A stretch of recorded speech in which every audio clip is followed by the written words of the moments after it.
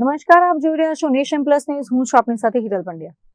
વડોદરાના ગોત્રી વિસ્તારમાં યોજાયેલી શ્રી હનુમંત ચરિત્ર કથામાં આધ્યાત્મિકતાની સાથે માનવતાની સરવાણી વહેતી હોય તેવા દ્રશ્યો સામે આવે છે.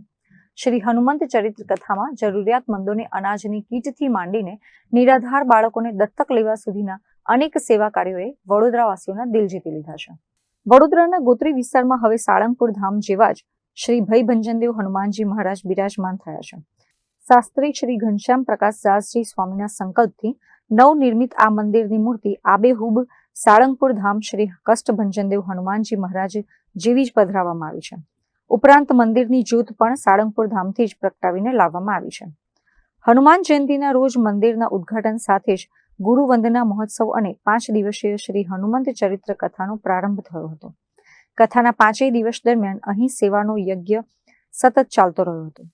બીજા દિવસે જરૂરિયાતમંદ પરિવારોને અનાજની કીટ અપાઈ તો ત્રીજા દિવસે વિધવા બહેનો આત્મનિર્ભર બને તે હેતુથી તેમને સિલાઈ મશીન અર્પણ કરવામાં આવ્યા. કથાના ચોથા દિવસે દિવ્યાંગ ભાઈ બહેનોને ટ્રાયસિકલ આપીને તેમને હરતા ફરતા કરવામાં આવ્યા હતા. સાથોસાથ બ્લડ ડોનેશન કેમ્પ અને સર્વરોગ નિદાન કેમ્પ દ્વારા લોકોના સ્વાસ્થ્યની પણ ચિંતા કરવામાં આવી હતી. કથાના અંતિમ દિવસે સૌથી પ્રેરણાદાયી દ્રશ્ય જોવા મળ્યું હતું. શાસ્ત્રી શ્રી ઘનશ્યામ પ્રકાશ દાસજી સ્વામીએ નિરાધાર બાળકોના પાલક પિતા બનીને તેમના શિક્ષણ અને ઉછેરની તમામ જવાબદારી ઉઠાવવાની જાહેરાત કરી હતી.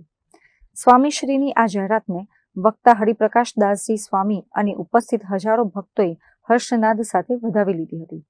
ભક્તિની સાથે સામાજિક ઉત્તરદાયિત્વ નિભાવવાના આ અનોખા આયોજનને સંસ્કારી નગરી વડોદરાને વધુ એકવાર ગૌરવ અપાવ્યું છે. Bureau report, nation plus news, Vadodara.